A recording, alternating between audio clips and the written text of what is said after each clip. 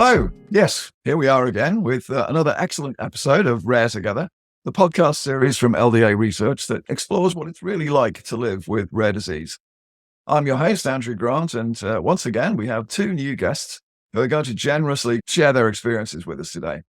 I've got a bit of a North American flavor today, starting firstly up in Canada, where we're joined by Dawn.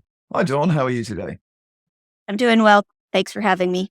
Oh, thank you for being here. And then quite a bit further south, but still in North America, we have David, who joins us from Southern California. Hi, David. How's it going there? Hey, Andrew. I'm doing well. Thank you very much. Excellent. Well, great to have you both on board. Thank you very much indeed for taking part. We really appreciate you taking the time. So, as usual, what I'd like to do first off is find out a little bit more about each one of you. Let me start with Dawn. Please just tell us a little bit about yourself and then tell us something about the condition or conditions that you suffer from, please. Sure. So I live in rural Alberta in a small community, and I'm married. I have two adult sons, both of them in post-secondary education, and I am blessed with two granddaughters. Wow. So they take up a lot of our time. It's a real blessing to have them. I'm a teacher, and I work part-time as a teacher. And like I said, I live in a very small community, so we're rather close-knit, and there's lots of friends and family around. And as for my conditions, I have several rare conditions. I have something called Hypogammaglobulinemia, which is a primary immune disorder.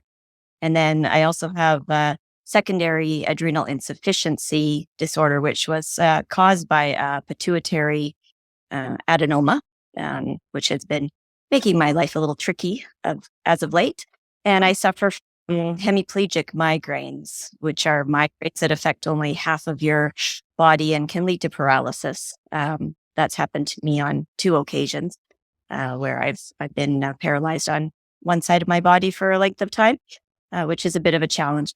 And then I have a few other assorted other things thrown in that aren't as rare, but just add to the challenges. I've got asthma, and because of the steroid use with my other conditions, I've had a lot of damage done to my colon and to my eyes and things like that. A real smorgasbord of conditions. All right, understood. Thank you for that. It's a great summary. We'll come back to how that affects you in a minute. David, perhaps you could give us a similar introduction, please. Okay, so hey everyone, my name is David. I live in Los Angeles in Southern California. Let's see. So I'm a triplet.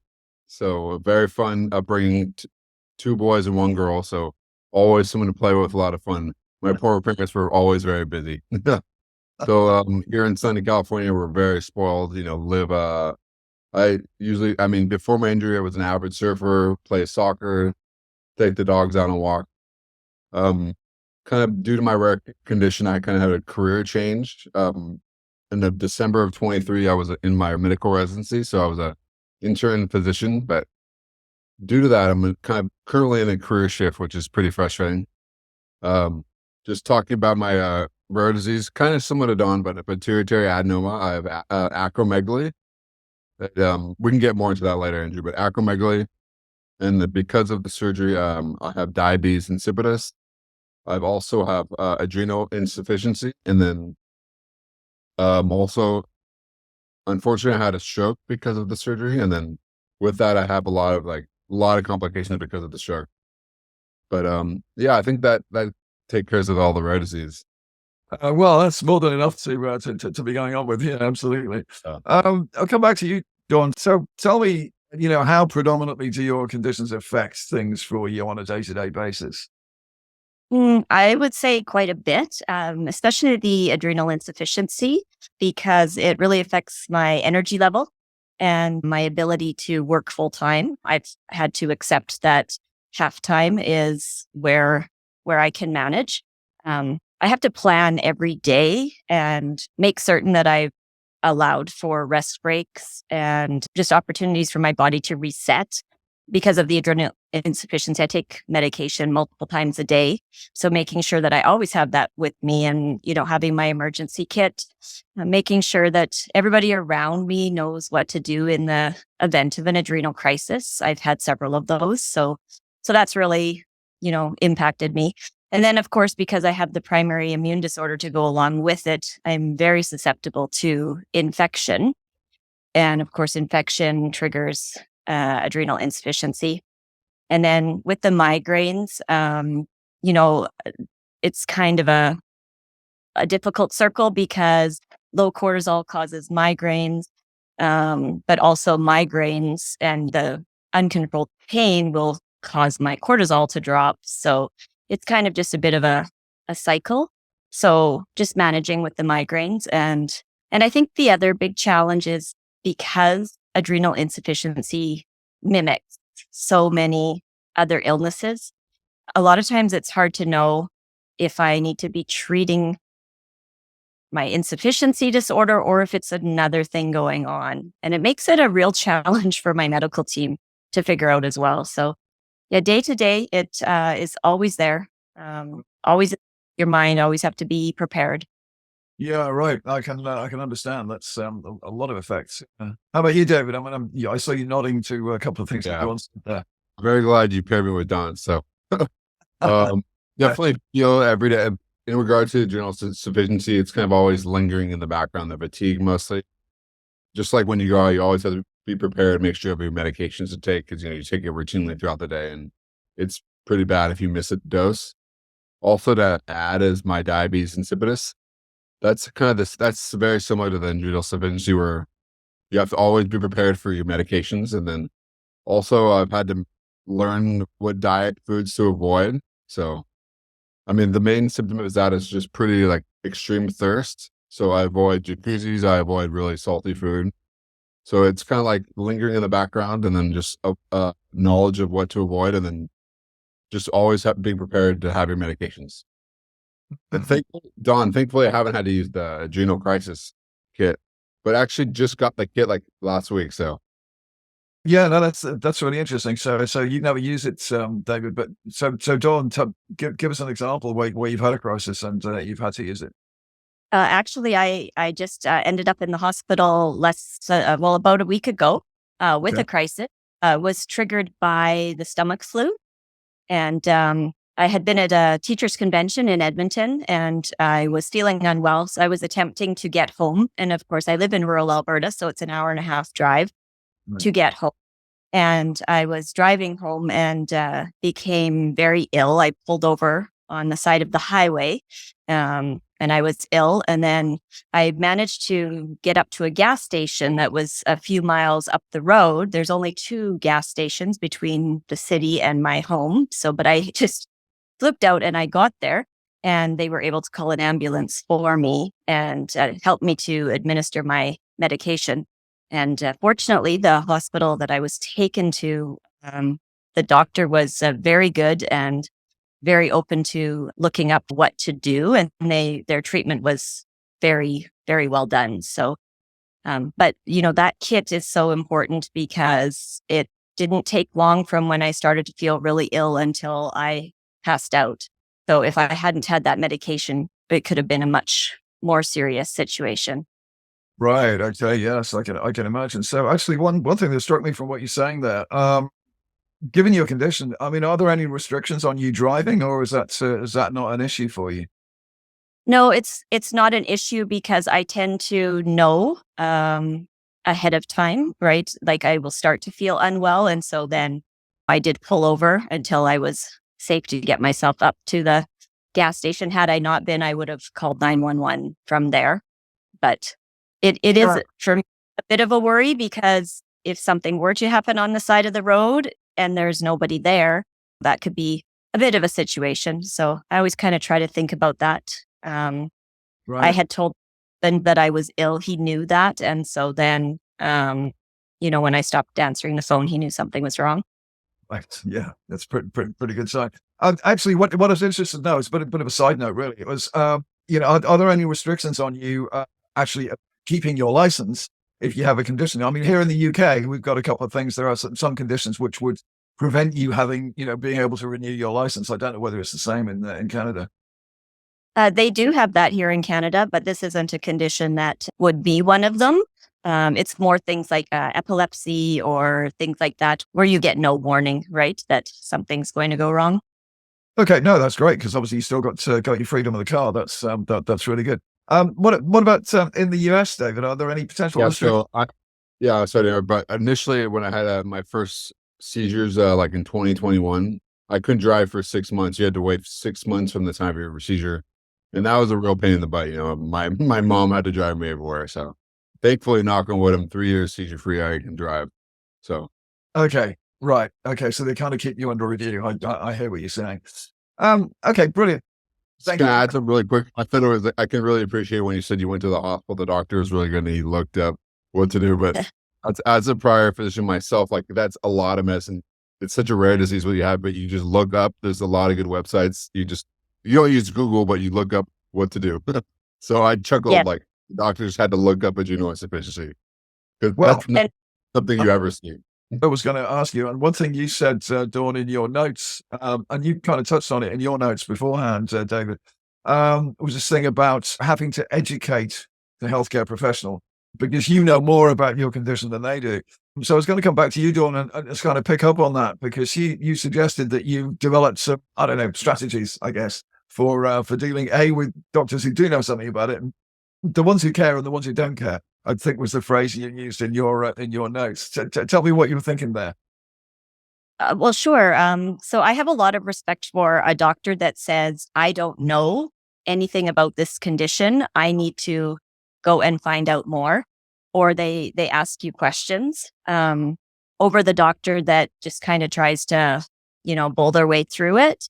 And I would say that probably 80 to 90% of my interactions with medical staff have been very good. It helps that I live in a small town. They know me very well. And so, the nurses and things, they kind of know what to do. And they'll advocate for me. I did have one very bad experience with a crisis where I went to a different rural hospital and I had to get like very, very forceful in order to get the treatment that I needed, which was really hard because I felt very unsafe. There, I knew that I was in crisis and trying to get them to hear what I was saying was very difficult. But overall, I would say, most of the time it's been pretty good. I have a very, very good medical team behind me. Like over the years, I've learned to seek out the doctors that I know, stay up to date, and that put that effort into staying on top of current treatments and will listen when you say that something's not quite right. If I go to a doctor and I don't feel like they are hearing me, then I do my research and request a referral to a different doctor. So I have a very good care team now. Okay, that's good to hear. But yeah, it's not always the case for everybody, is it? No. Do you suffer from a rare disease, or do you know someone who does? If you do, I'd like to take a moment to point you in the direction of the Rare Disease Network. It's a private support group on Facebook where we bring together people with all sorts of rare diseases from all over the world. You'll find exclusive research and insights. You'll get the chance to ask questions to leading medical professionals, and you'll hear some engaging and inspirational stories from my growing community. There's a link to the group in the episode notes below. Why not click on that, and we'll see you there. You, David, must have a bit of a unique insight, given that you started your medical training, so you've seen a little bit of it from the other side. What have been your experiences with healthcare professionals? So thankfully, overall, pretty well. I don't really have anything starkly bad, but I guess when I was in the hospital, like that's another story. For my parents, they've had negative interactions, but for me personally, pretty positive. But just to echo what you said, Don, when I was in training, like they were saying, okay, we value a trainee who says, hey, I don't know, I need help. So Right. there's a lot of arrogance in medicine, unfortunately. So Yeah, that's true. And one thing you mentioned earlier on, I wanted to pick up on was you said that you had an operation, and as a result of the operation, you had various complications. Just tell me a little bit more about that, would you? my whole operation was like the worst case scenario, unfortunately. So the operation, the first one, I had a large tumor in my brain, and then there's a lot of bleeding in the surgery. And to be frank, the surgeon wasn't like the optimal surgeon to do it. It was an emergency situation, and there's a lot of bleeding. And unfortunately, during the surgery, I had a stroke. So that was probably the biggest complication. And then a complication of having a stroke is the seizures. So it's all kind of like a domino effect. Right. Right. Yeah. Okay. We talked earlier on about how your condition affects you and how it's, changed your lives. I want to talk a little bit more about the people around you. So again, I'll come back to you, David. I mean, how has your condition affected your family and other people in your life? Great question. So I'd say overall, it's like the silver lining is it's brought up my family closer. Okay. It's also made us like, they're very like, I call my parents helicopter parents because they're so involved, but it is a blessing. Like I see in an endocrinologist for my acromegaly, and they're like all in the Zoom. So maybe like they're very caring and loving parents. I'm very happy to have them. I hope they're going to be watching this or listening to this, but I mean, it's positive. It's brought us all together, but they're very like, they're involved, and I'd say they're maybe just sometimes worried just because they've read up about the conditions themselves. Like my whole family is aware, like, oh, my lab results are coming back. So I'd say it's a positive. And it's also brought me together with friends that I kind of had a lot of touch with too. Oh, right. That's interesting. How did that happen then? So when I was in the hospital, like my brother reached out to all my old friends, and then I haven't heard them like since like 10 years. And then Wow. they called me like, oh, how are you doing? So that was kind of nice. Okay. And have you kind of maintained that contact with the ones you wanted to? I probably should more, to be honest. Yeah, I think now that I'm more stable, I haven't, but I really need to. Thanks for the reminder, Andrew. Yeah, right. Okay. Yeah, I'm pretty bad at keeping in touch with people too. Yeah, I forget sometimes. What about you, Dawn? I mean, what about your family, your children, your grandchildren? How has your condition affected them, if it has at all? Oh no, it definitely has. Initially, when I just had the diagnosis of the immune disorder, that made life challenging at times because I did tend to end up in the hospital a lot with different illnesses. And so, as a parent, right, the kids kind of got used to mom being in the hospital. And they even got to the point where it was like, well, if they didn't take her by the helicopter to Edmonton, she's still good to go. She just went in an ambulance, so it's okay. Right? What is serious or not serious changed a lot. And then especially like 2019 to kind of 2021, I was very ill. And for my grandchildren, that was hard because, they were used to being able to come over lots and, grandma would be down on the floor playing with them. And then all of a sudden, grandma's in the chair and can't do anything. And they only get to talk to me by Zoom, things like that. Right? So, that had an impact on them for sure. Very blessed though. Like my husband, he's just been a rock through everything. And he's done a lot to help. I was confined to home for a very long time and really not able to do much of anything at all. I was rather lonely, to go from a life of a teacher to being confined to your own home.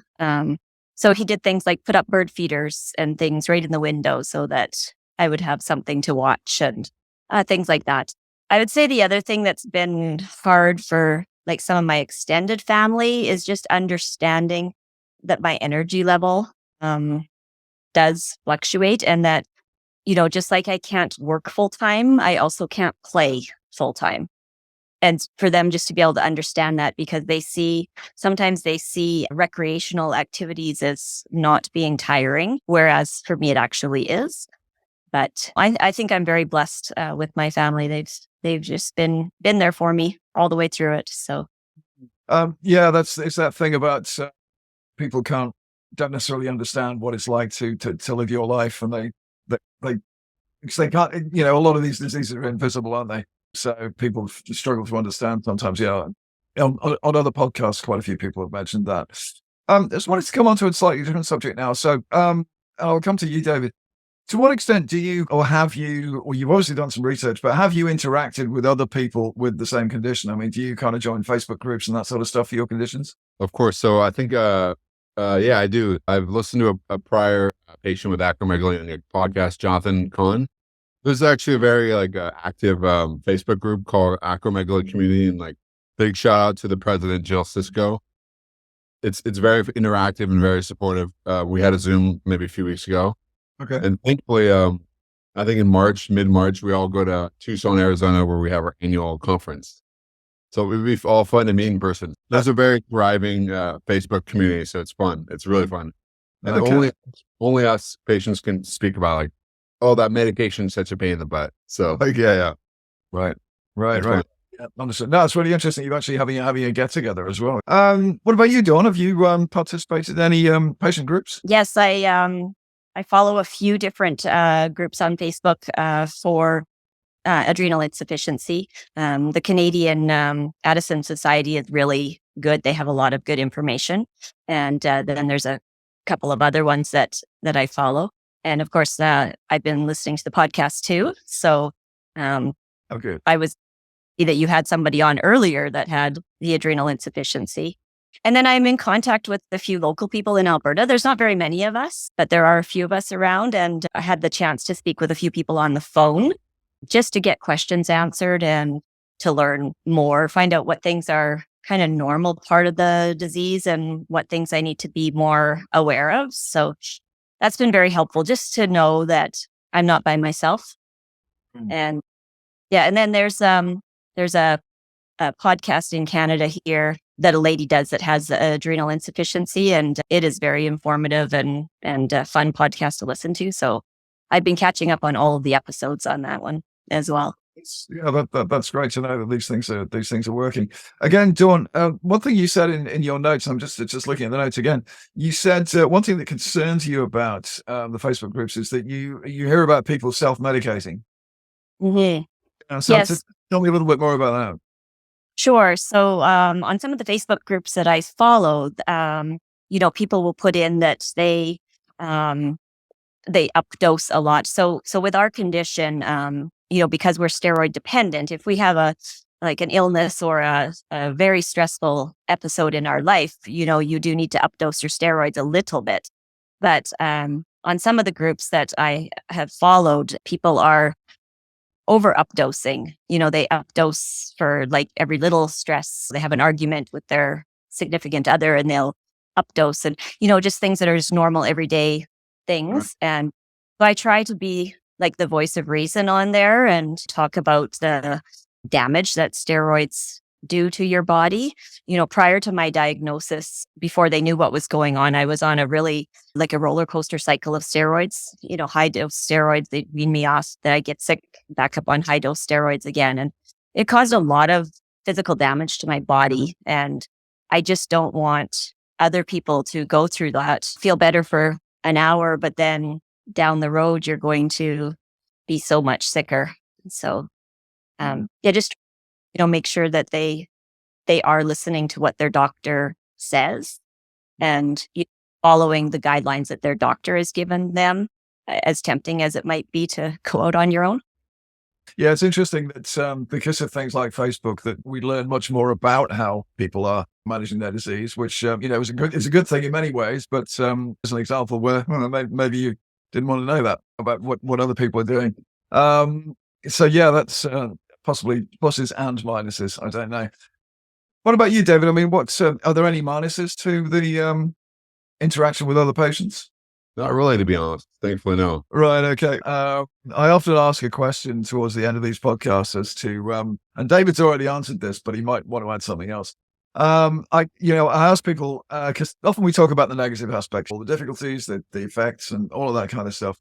But I always like to know if you feel that there are any positives that have come out of having your condition. David, you said earlier on that, you felt it brought your family closer together. It obviously has brought your family closer together. What about you, Dawn? What would you say are the positives, if there are any, of your conditions? No, I do think there are. One thing is you realize the incredible support that you have from people around you. I have an unbelievable work environment. They're very supportive. My family's supportive. I've met some new people and learned a lot of new things. So, and then I would say for me that I am very much more appreciative of when I do feel well, and very much more appreciative of like the little joys in life that maybe before I took for granted or I didn't notice. Now I really do hang on to those moments. Okay. Yeah, that's a good positive note. I know you said about your family. Is there anything else that you would add to that, David? Of course. So I think I'd say the big one for me is it strengthened my faith. I was like in a season of my faith personally wasn't too strong with it. For now, I'm on the other side of it. I'm definitely much more strong in my faith. I'm happy about that. And also, I told you that I'm no longer in my job, but it's a new job change and maybe a new, it's kind of like exciting where it's a whole new shot at life, where maybe being a physician wasn't the best fit for me. So I'm trying to make, it's definitely a positive opportunity in that regard. Okay, right. Okay, that's an interesting point. Yeah, so because a lot of people, kind of regret having to give up their job or do whatever, but you're seeing it on the positive side, which is fantastic. Well, we do like to finish on a positive note, so thank you both for that. I just want to say a couple of things before we finish. As always, it's been an absolutely fascinating conversation. Thank you both for speaking so candidly. That's what I love about these podcasts. And if you have enjoyed this podcast, just let us know. Tell us your thoughts. Give us your comments below. And also don't forget to subscribe to these podcasts so that you don't miss out on them, and share them with anyone you think might be interested. You can also join the conversation on our Facebook group, which is called the Rare Disease Network. And once again, thank you very much to Dawn and to David. Thank you to the audience for listening, and we'll see you next time on Rare Together.